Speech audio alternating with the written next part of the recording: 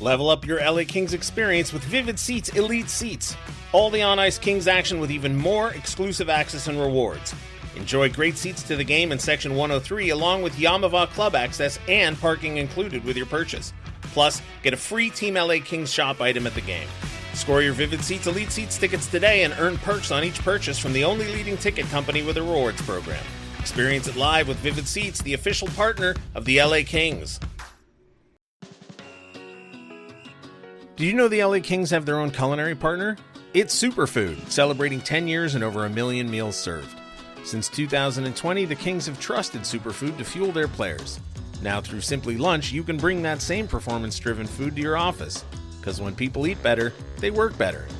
Visit mysuperfood.com. That's mysuperfd.com. Or call 213-973-6145. Qualified companies can enjoy a free lunch for up to 10 managers. You're listening to All the Kings Men, the official podcast of the LA Kings. Now, here's your host, Jesse Cohen.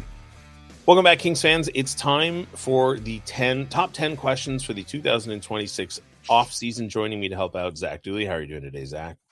Jesse, I'm doing pretty good. How about you?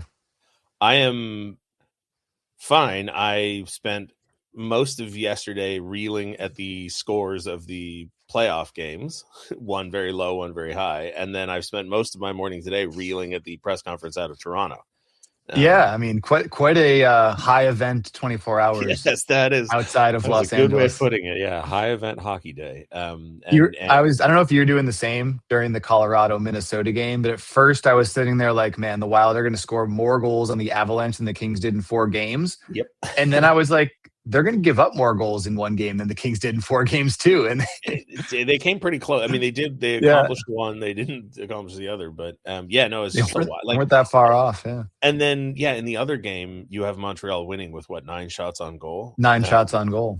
It's just a crazy night of hockey followed by a crazy morning out of Toronto. So, all right. Here's a question before we get going. If you were to pick a number and it was, okay, there are 2 playoff games on one day. In one game, a team would have as many goals as a team in the other game had shots on goal.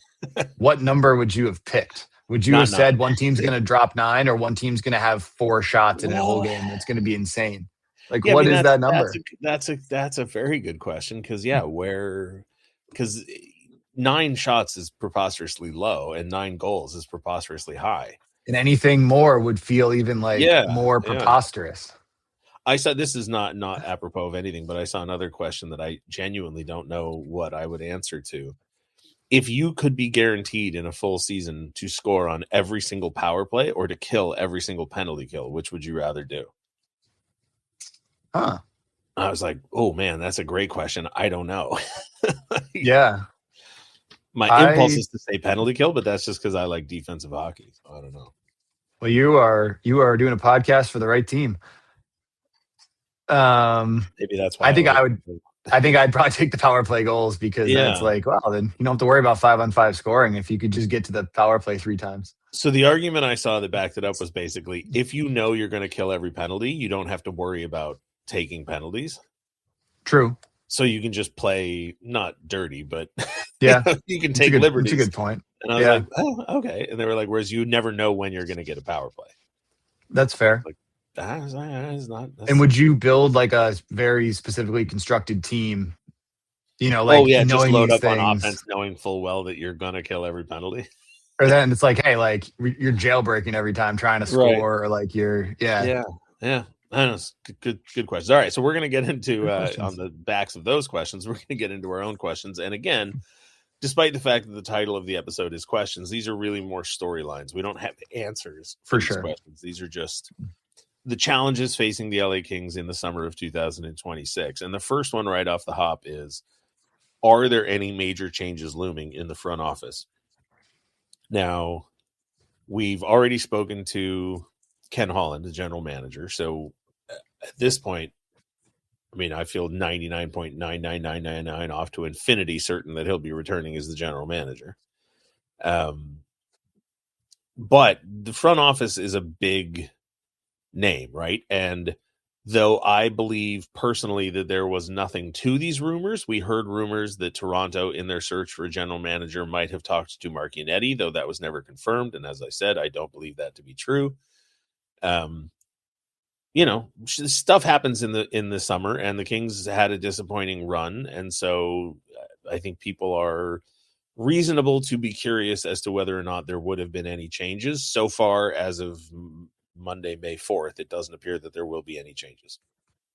Certainly, as we sit here today, it doesn't feel that way. But you never know, right? I mean, Mark Bergevin last year was here this entire time, and then, an opportunity for him came up in Buffalo to get something there, and he left midseason when they made a change. So it could be a trickle-down thing, right? You never know what changes elsewhere might either create interest or opportunity for somebody here.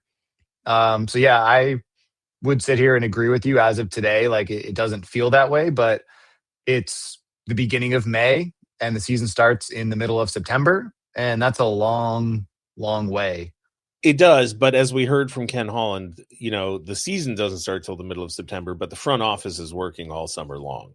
So there are personnel searches that have to be, done. And then on top of that, the analytics departments, the scouting departments all have to prep for the draft. Free agency has to happen, dev camp, like there's stuff has to happen. And so, bottom line is I don't think anything will change in the front office.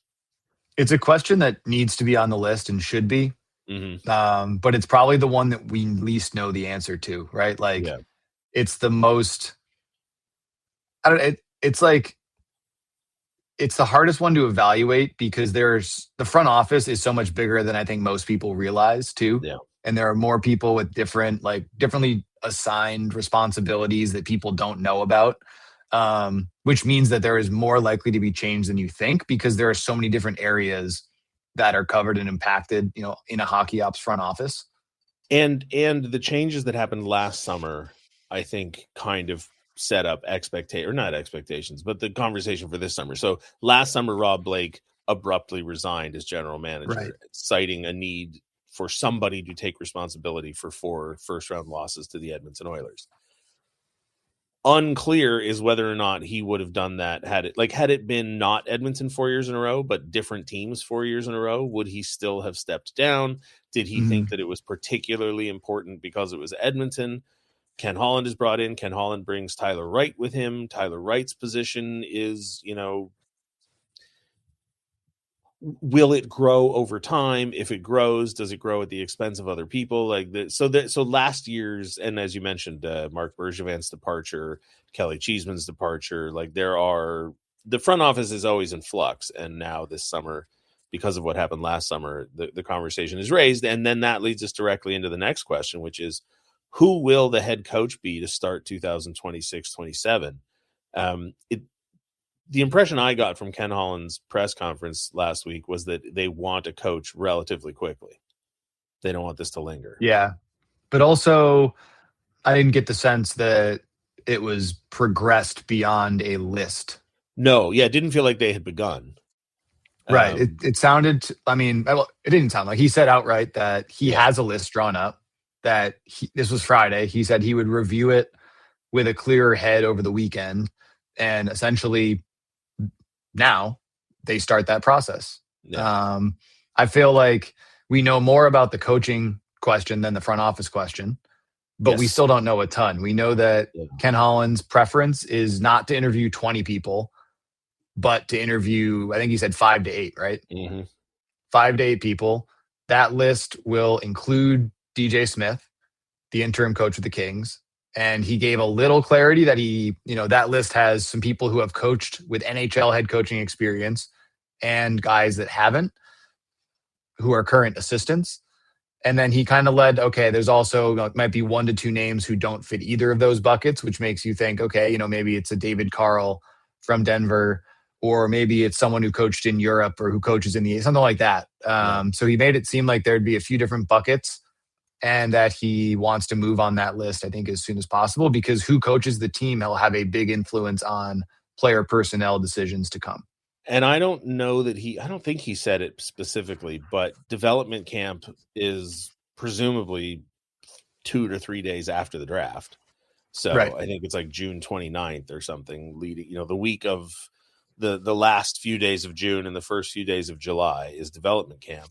And even though you could, in theory, run a development camp without a head coach, traditionally the head coach oversees development camp. So no, oh, right. It's always the junior, the AHL head coach. Yeah. But the head coach, observes and is, aware of. But 2 days after development camp is free agency. Yes, exactly. Right. And so I think, your timeline, you're spot on. Like you can't be worrying about your coach on June 29th because how could you try and improve the team if you don't even know who is going to be leading and with what direction is going to be leading the guys you might be trying to bring in or send out or whatever. Like you got to get that sorted first. And let's say you take a kid in the first round who goes to dev camp and shows out and looks really impressive. Like you want your head coach to be there to see it, to take that impression into training camp later in the year. So it wasn't 100%. Ever sort of stated, but I see it as a sort of likely soft deadline. Be like mid to late June. I imagine they'd want this sorted out, which gives them 5 or 6 weeks. I personally think it'll be faster than that. Or my sense would be like the timeline is faster than that. Like if you told me to bet, I would put it in the month of May. Yes, same. But I mean, like the deadline's out there, so for sure. It's like it's like an RFA, right? Like the deadline extends well beyond when it's all wrapped up. Speaking of, they could hire a coach on August 15th if they wanted to. It probably wouldn't benefit anyone to do that. Probably won't. That brings us to the question of players currently under contract but who become unrestricted free agents on July 1st. Will any of them re-sign? And that's really Andrei Kuzmenko, Scott Laughton, Matthew Joseph, and Jeff Malott. And Kuzmenko's a weird one just because it was a 1-year deal to begin with, and he didn't have a great year. Laughton was brought in at the trade deadline. Everybody obviously loves him. Ken Holland said there's interest. Scott Laughton said there's interest. That one feels kind of inevitable to me. Like both parties publicly said, yeah, we'll talk. And then who knows about the rest of them. Yeah. The most likely obviously feels like Laughton. You probably put the over under at like 1.5 from that group, right? They also have a need at his position. A large one. Yeah. So it makes sense from multiple standpoints. I think it comes down to probably the number because I think we would probably both agree that Laughton is a third line center. Yeah. I don't think that you can't go Byfield, Laughton, someone else. That's just not enough offense, in my opinion, at least. Yeah. So if Scott Laughton, just for discussion, wants $5 million a year, you got to think about that because you do have a larger hole higher in the lineup that you have to fill with a top 6 center. And the Kings have room, but they don't have unlimited room. I think they have about 18 to 20 million in cap space. You got to sign Brandt Clark with that number. You have to sign a 1C with that number. And that goes under the assumption that the rest of the roster will just return as is. And we know that the Kings have to improve the roster elsewhere too. So there isn't an unlimited amount of money to just blank check it with Scott Laughton, but I do think it was a good fit. He liked it here. He liked how he was treated here. Thought he played a third line role pretty well. But also I think it comes down in some ways to what a head coach sees because, how do the Kings see their lineup shaking out? Because maybe they want 3 scoring lines. Maybe they want a line where Panarin is on one line and Byfield's on another line and Fiala is on a third line. And if that's the case, do you need a more speed skill driven 3C? I don't know. I think that's kind of what it boils down to for me. And Laughton's price tag will have an impact on the other center's price tag. Yeah.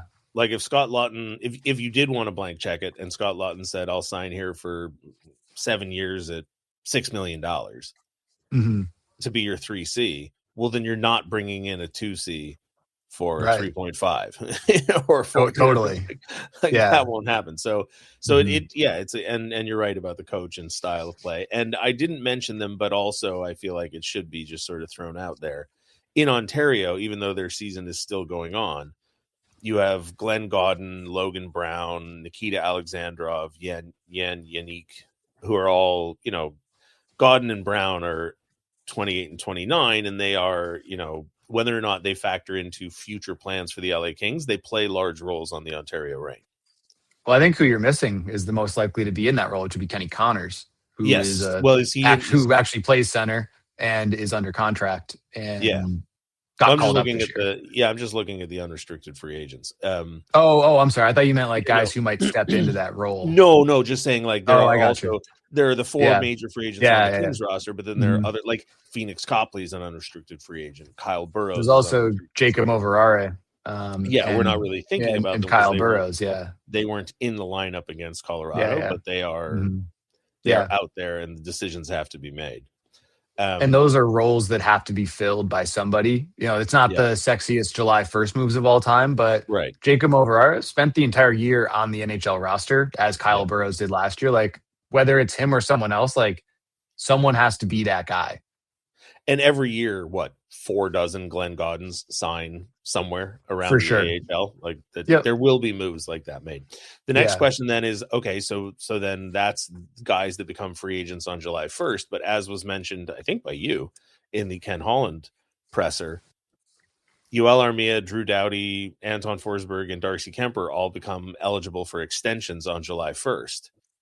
So how many, if any, of those guys do you lock up a year in advance, before you need to? And that, again, who knows, right? Kemper and Forsberg are both on the wrong side of 33. I won't even say 30. I'll just say 33. Drew Doughty is getting up there in age. Yoel Armia is not exactly old, but he's 32.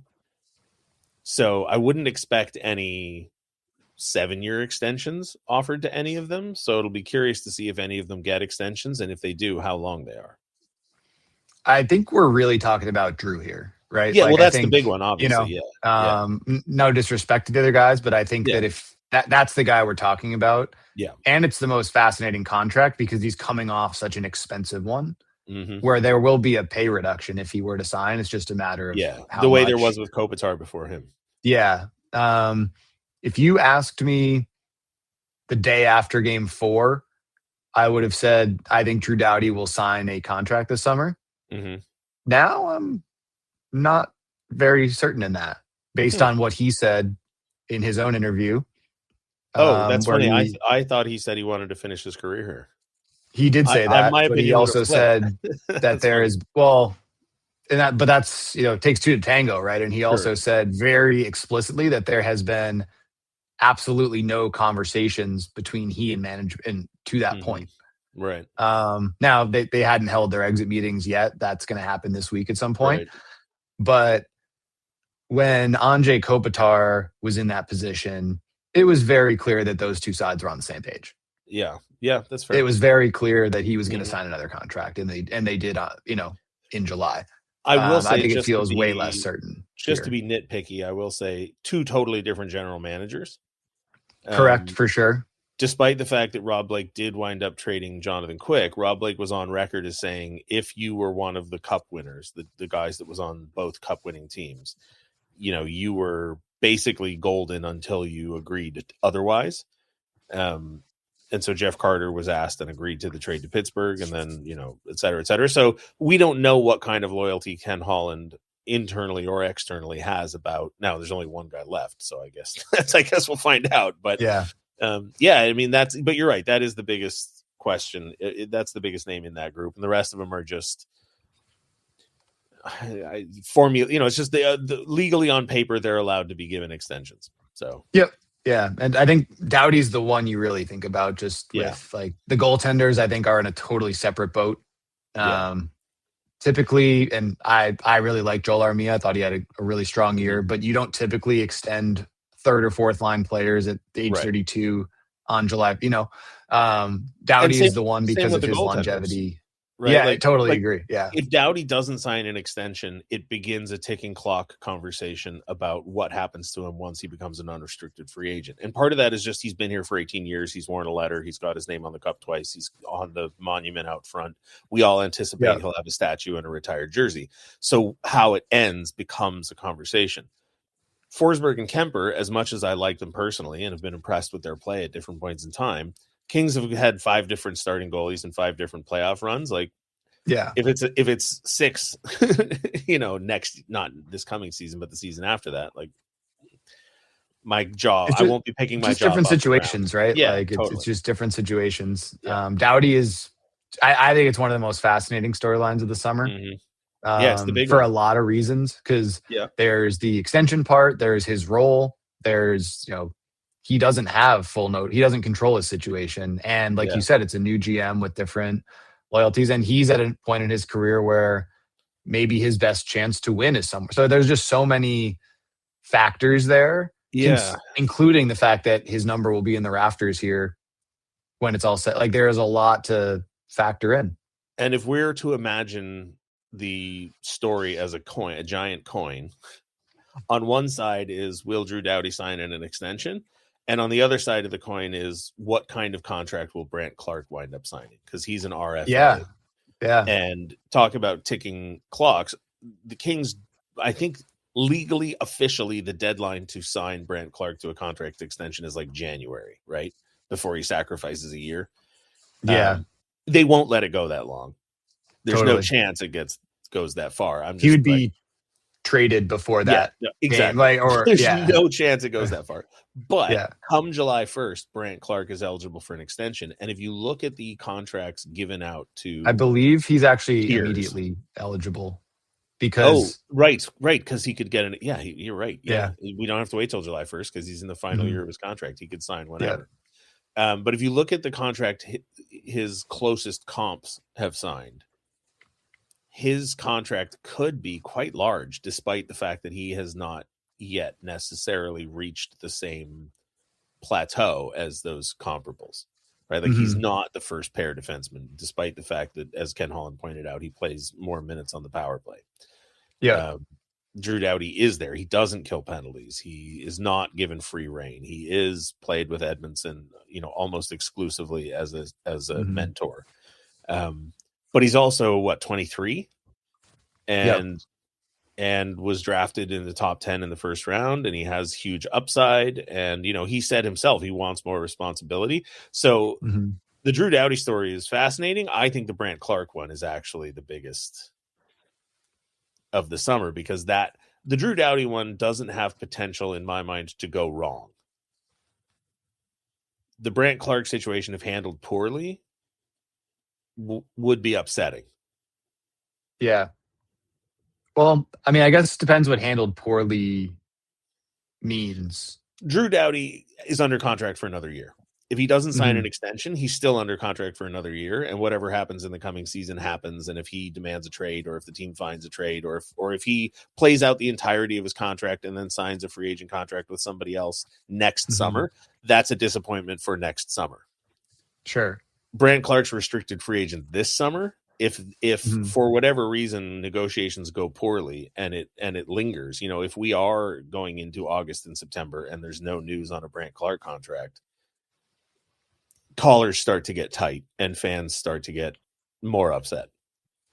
Sure. But I mean, that happens in every city in the league when Mikey Anderson and Sean Dursey were RFAs in September, and everyone was losing their minds, and then the situation resolved itself with zero issue whatsoever. I guess what I'm getting at is, if Brandt Clarke is traded, people will be upset. Totally. For sure. But and I'm not saying he will be. I'm just saying if for whatever reason it went south, or if somebody, and you and I were discussing the eligibility, and we're not, the CBA is so complicated.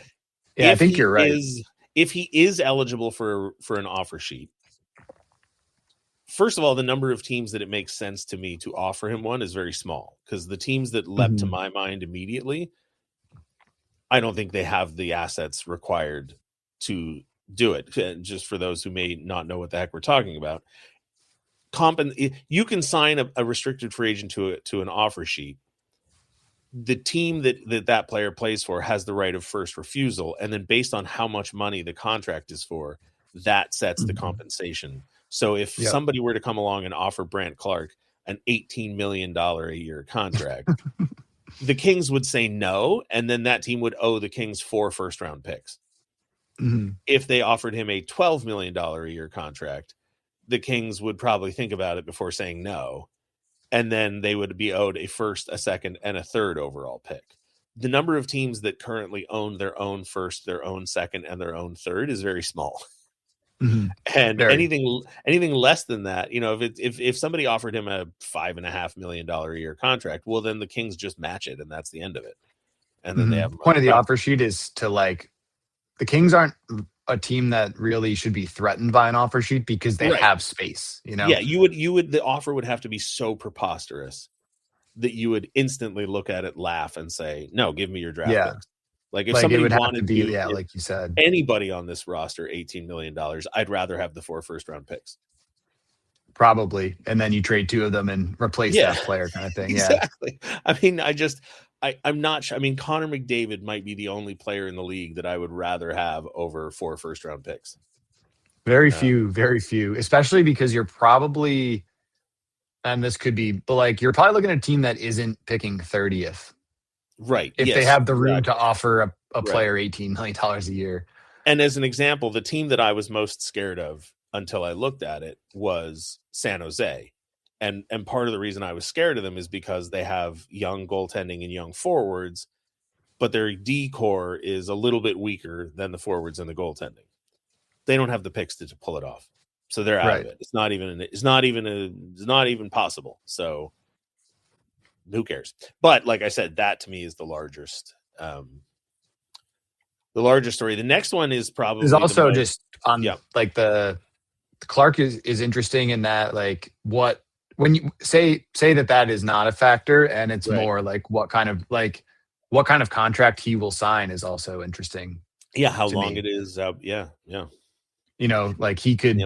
If I was him, I might even think about hey, do I want to take a 1 or 2 year deal? Right. And in 2 years, all the things that you mentioned, okay, this is what's going against him. Maybe they're not going against him anymore and he makes more money. Or also, if you're offered security for 8 years at a very, very large amount of money, it could be hard to say no to that, even if I think Brandt Clark will be better in 2 years than he is right now.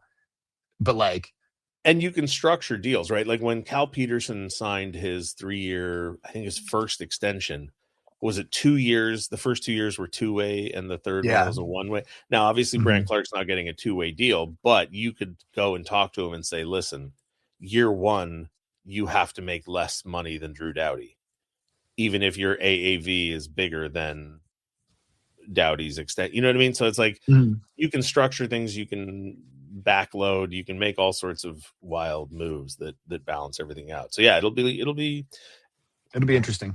Yeah. The next one is there's not necessarily one specific angle to approach, but it's sort of the most multivariate. And that is, as an organization, how do the Kings navigate the post Anze Kopitar reality?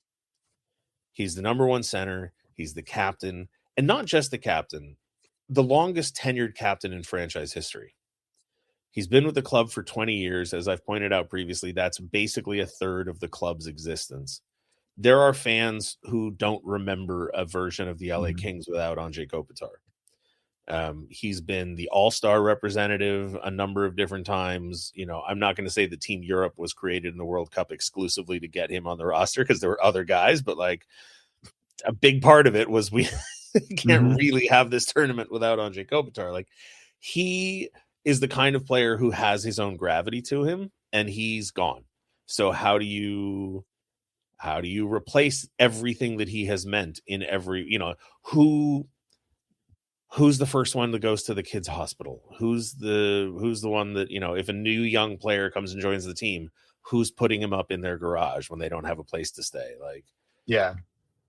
There's just so much that has to be compensated for.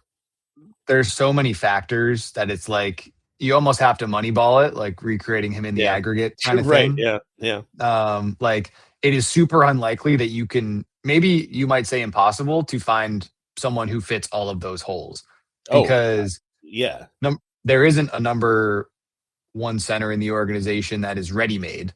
Yeah. Quinton Byfield has that potential, but he's not going to surpass all of the existing leaders who are here to wear the C. So if you're saying, well, I don't know, say that you can find a number one center who is ready to be your captain.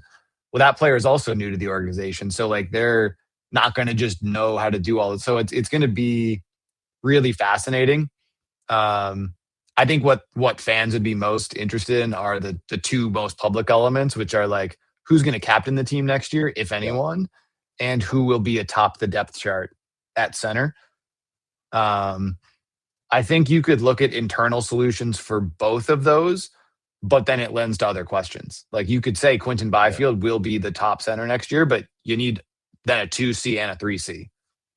And so it's like it's the going to be Kopitar interesting. one kind of retroactively impacts other ones because, so it's let's just look at the captaincy.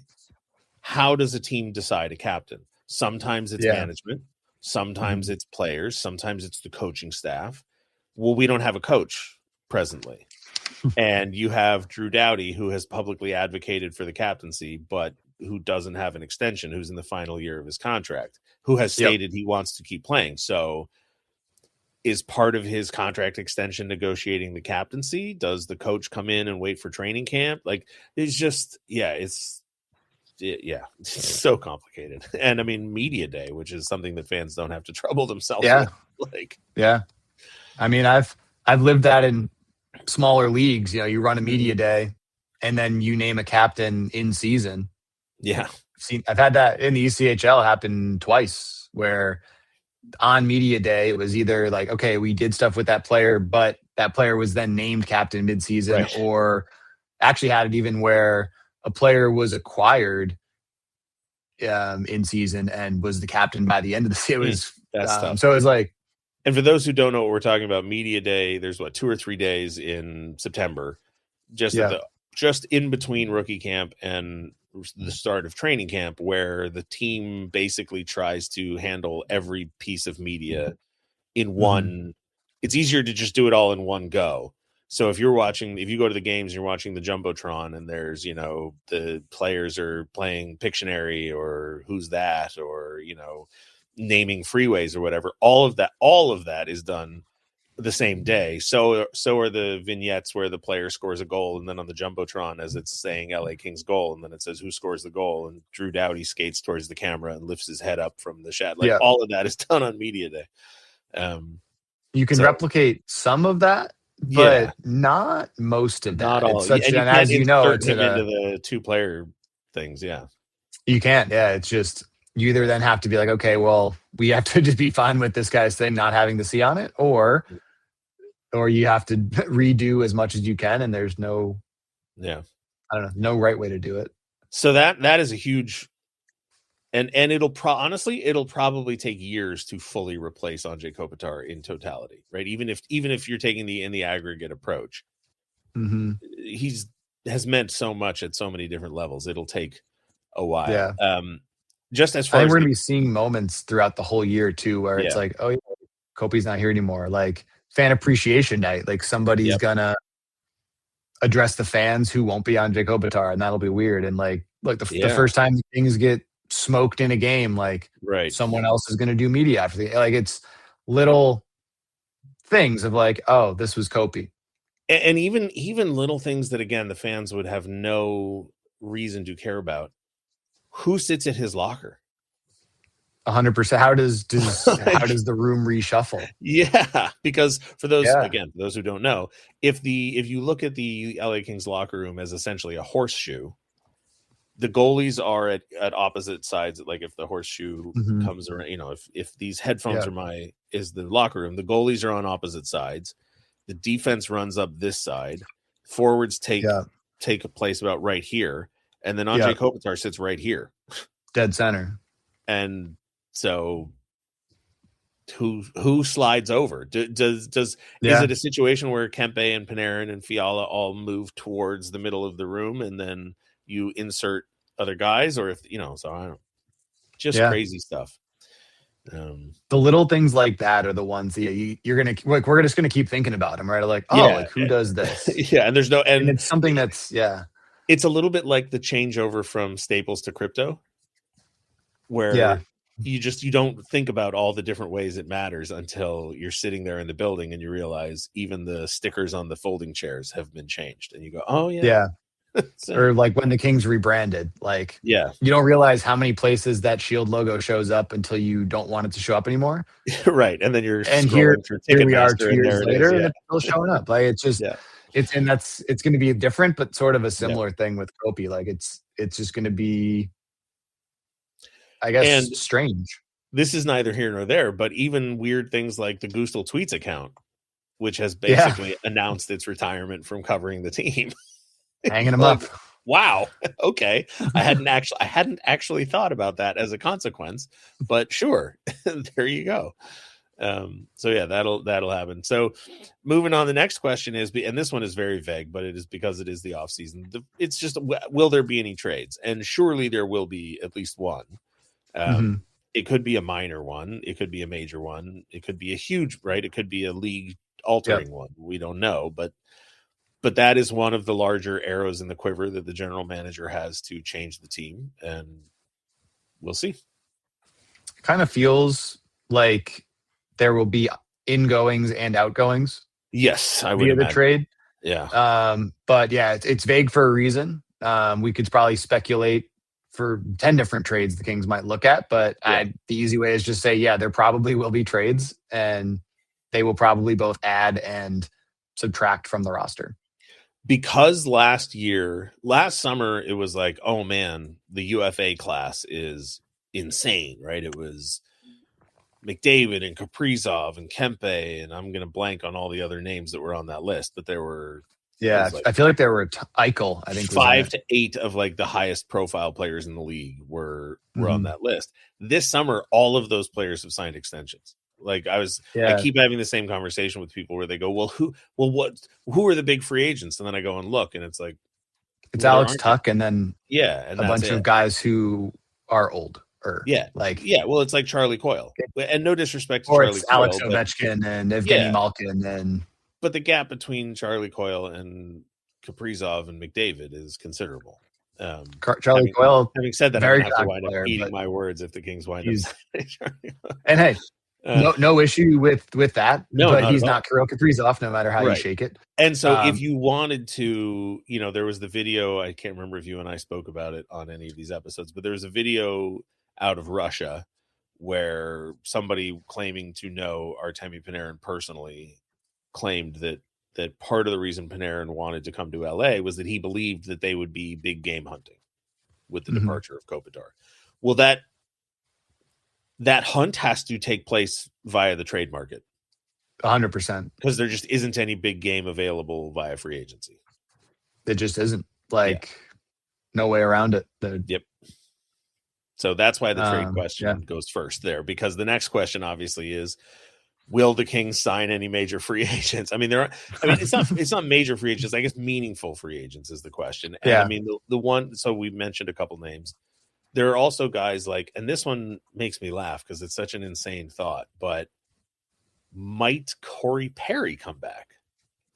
Like, he's a free agent. He seemed to like it here. He was performing well. Everybody had lovely things to say about him. It's not like he was a spring chicken last year and became old suddenly. Like, he'll be 41, but he was 40 last year. So it's not the worst piece of business to sign a guy, pay him a few dollars, get some goals out of him, trade him for a good asset, bring him back, and then I mean, if things don't go that well, you could do it again.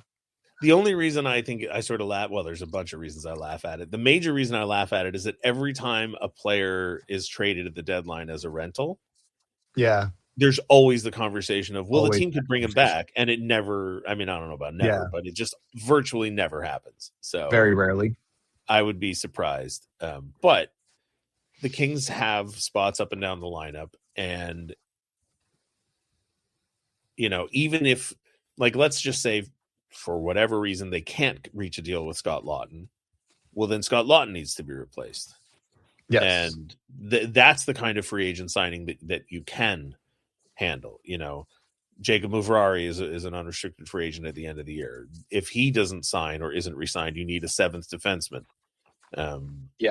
If the Kings want I don't know how they're going to handle their goalie situation, because they have 5 goalies under contract for next year, 3 of them under the age of 26. But if they wanted to either bring back Phoenix Copley or replace Phoenix Copley, do they go out on the free agent market and grab someone like that? So yeah, it's interesting. Like, there will be free agents signed. It's just a matter of at what impact. And as we said earlier, there will be a parcel of Glenn Gaudens, Logan Browns, etc. Yep. There always are. Mm-hmm. There always are. That and the Kings happens. There aren't any first line centers out there, but there are third line centers out there. Yep. And that's a spot the Kings need, whether it's Scott Lautner or somebody else. And there's also 2 months with which teams can make trades before that, meaning if there are players going out, that becomes a spot that maybe is looked to via free agency. Like, maybe, I don't know, maybe the Kings have an opening on the blue line between now and then, or maybe it becomes clear that, I don't know, maybe there's a spot on the wing that opens up. You just don't know. That could happen between now and then too. And we talk every year about currency, and the biggest stockpile of currency the Kings have, any team, and not just the Kings, the never-ending, always replenishing stockpile of currency that every team has is draft picks. Yeah. And so that brings us to the draft, because the Kings, I want to say right now, have 9 picks in the draft. If I'm not 3 mistaken, in the top 50, which I think you said the other day, which is, I looked it up. I think they have pick 49, I believe. And then one before it and one in the first round.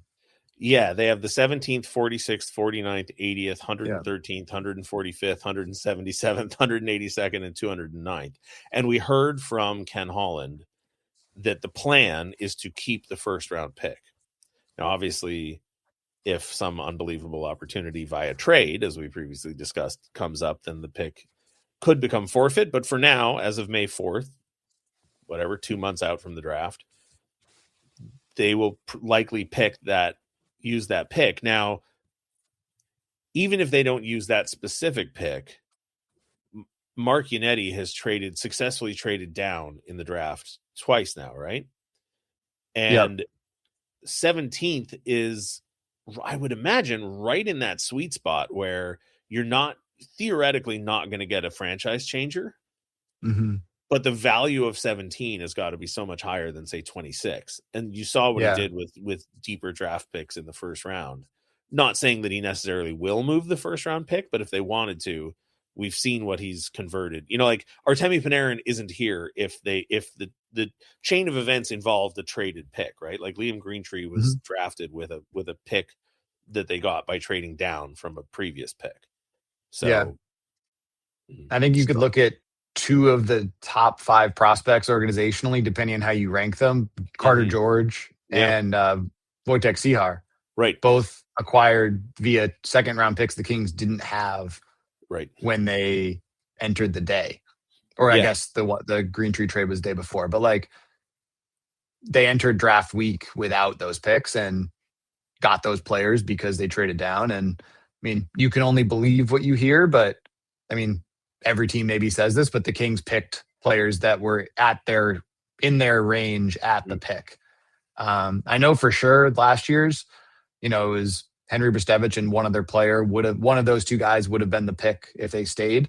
Year before, it's more, I guess hearsay, but they got extra quality prospects by trading down. And I'm sure we'll talk to Yank before the draft and we'll learn, what's the plan for 17. It also opens up a different possibility, which you could look at trading up, which especially the Kings since they have never really second done. Round picks. Yeah. Mm-hmm.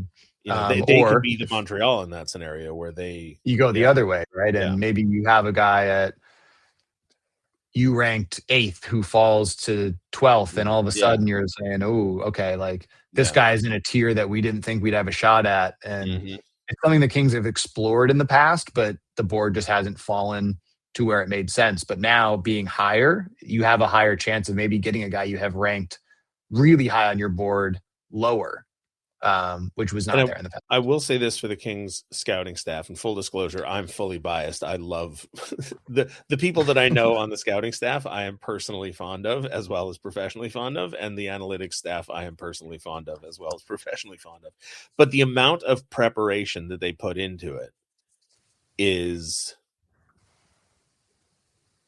it's really impressive. I can't remember if I've ever told this anecdote before or not, but there was a video I stumbled onto one time about, I think it was Tom Cruise, or maybe it was Ben Stiller. It doesn't matter. I mean, let's just say it was Ben Stiller, and it was about an appearance Ben Stiller made on like the Tonight Show or something, and he had been booked on the Tonight Show 2 months in advance, let's say. And a regular typical appearance on the Tonight Show is like, well, 5 minutes long, 10 minutes long. They get the first guest, then they go to commercial, and the second guest, then whatever.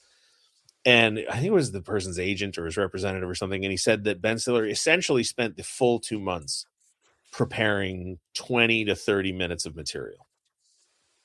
And you're thinking, well, what do you mean material? It's a conversation. It's supposed to be like breezy and lighthearted and off the cuff. And it was like, no, but that's the point. In order to appear breezy and lighthearted and off the cuff, you have to be prepared.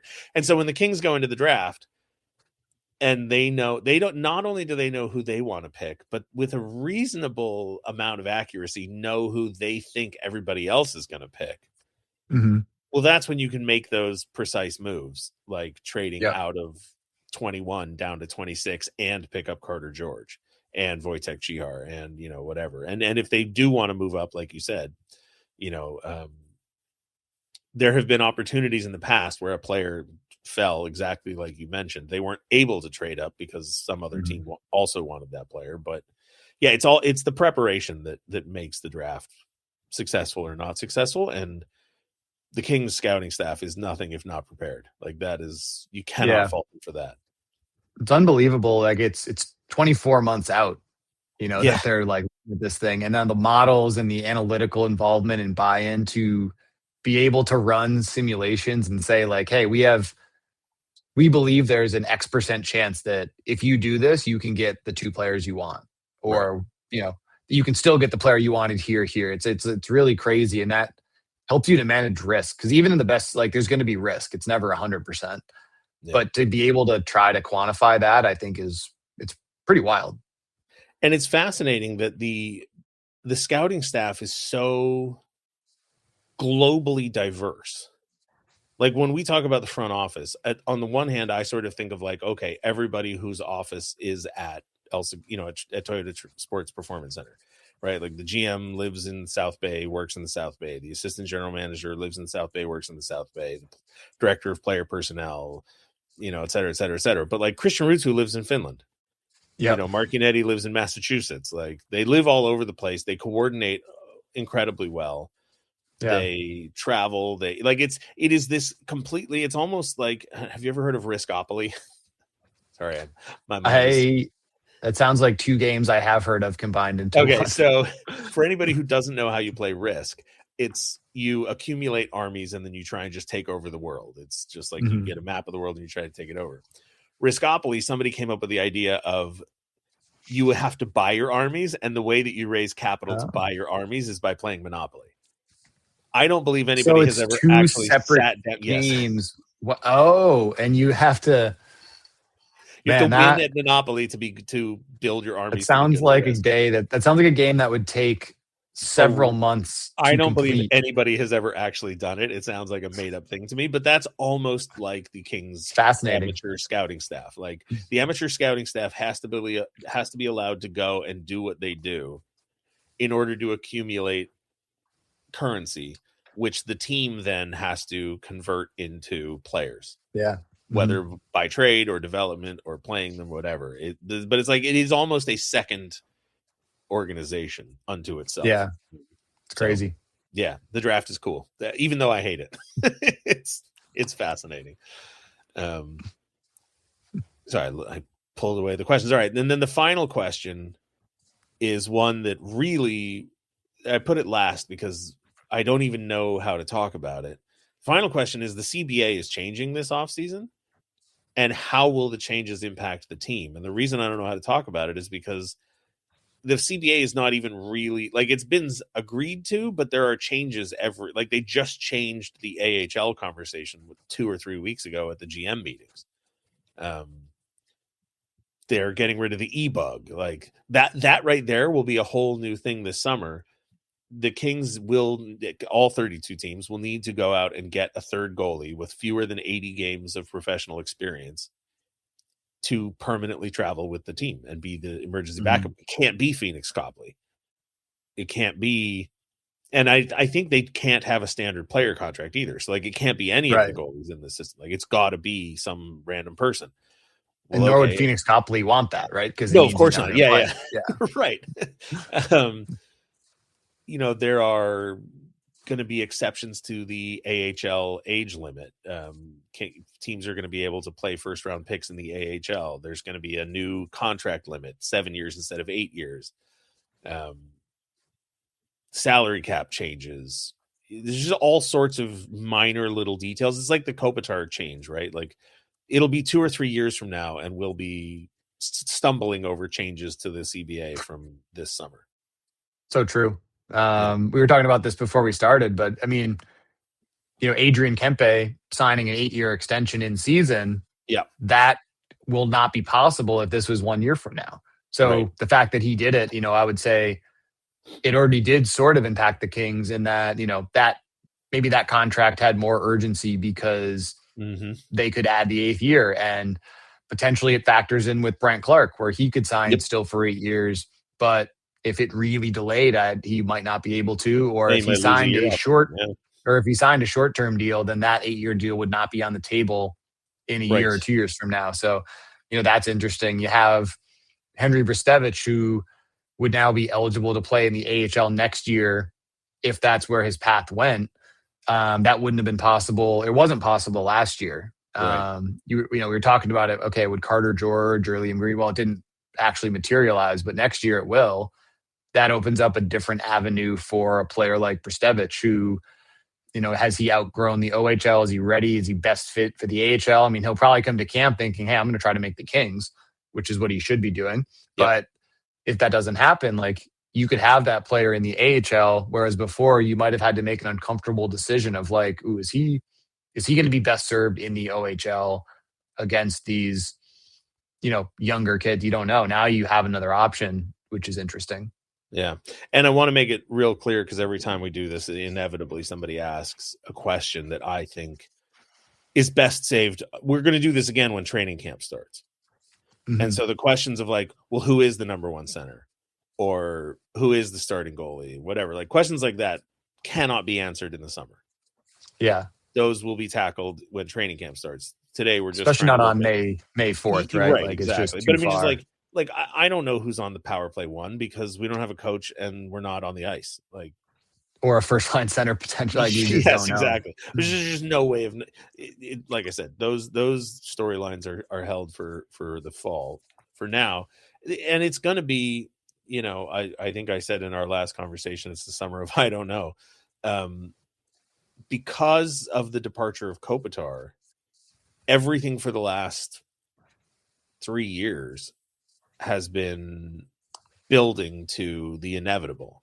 And, you and I have talked in the past about, right, how you put this date on the calendar, whether it's the draft or whatever, and you thinking like, it's 3 months away, 2 months away, 1 month away. And then you wake up one morning and it's here. It's that day.